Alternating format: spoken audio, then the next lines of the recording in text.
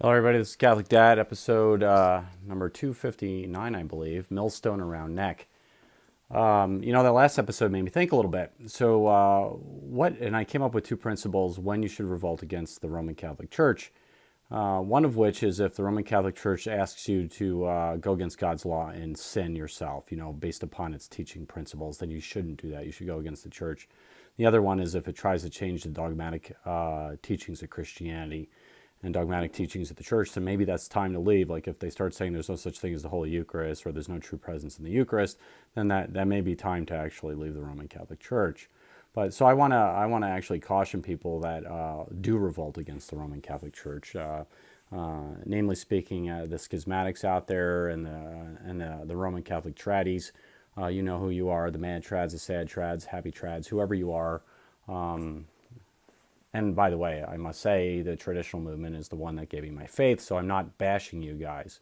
But you got to be careful about when you decide to leave the church. And a lot of people say, "Oh, I'm still in the church left me."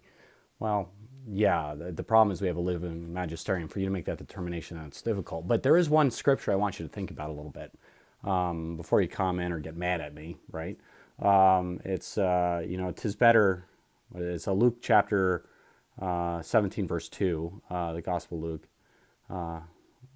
So he says, "'Tis better, it would be better to have a millstone wrapped around your neck and thrown in the sea than to deceive one of the little ones or cause the little ones to sin," or whatever version of the Bible you use. There's a whole bunch of English translations, but essentially it's better that you have this ginormous rock wrapped around your neck and thrown in the sea to die than to cause the little ones to sin. And a lot of people think that's scandalizing children of some sort. That's what they meant, and that's what Luke meant. And it's actually I've read several places now that's not what they meant.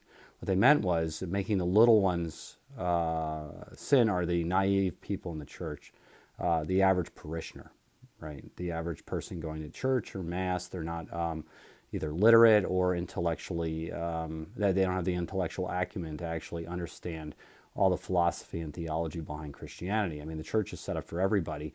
There's a lot of people within the church that don't have the mental capacity to understand a lot of the theological teachings of Christ, and therefore that's why we have Mass, and that's also why there's mercy and grace, the graces from the sacraments, because a lot of people don't have the mental capacity to figure it out. And like think about if you're deaf and dumb, right? Like what if you can't hear and you can't speak?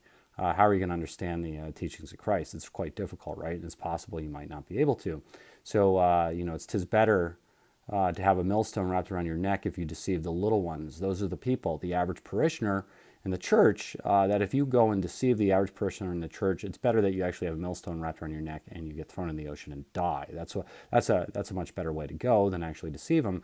And so therefore, this is actually talking about the people that espouse heretical position, that espouse schism, or espouses like revolting against the living magisterium of the Roman Catholic Church, not being obedient sons and daughters of the church.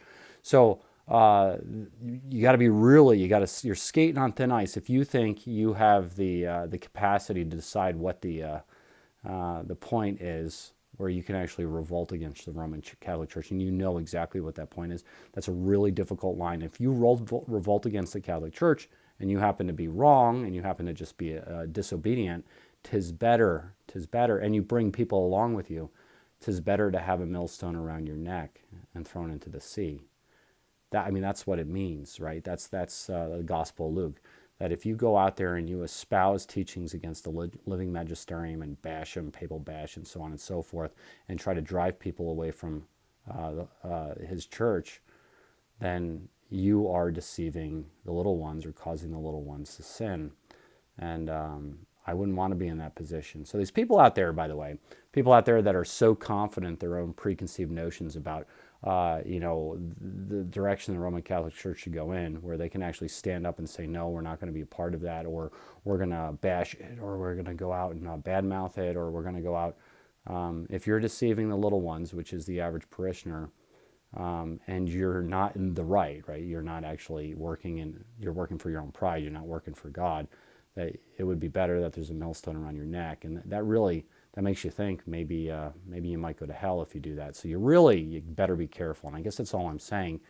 So this is Catholic Dad making you think about it. Whenever you rise up against the living magisterium and yell about it or scream about it, you better be on solid footing theologically and philosophically, and you better have prayed about it a ton and actually meditate on obedience. And so, well, anyway, and probably the Blessed Mother is a good thing when you meditate upon obedience. You know, she is really the ultimate act of obedience to the Lord.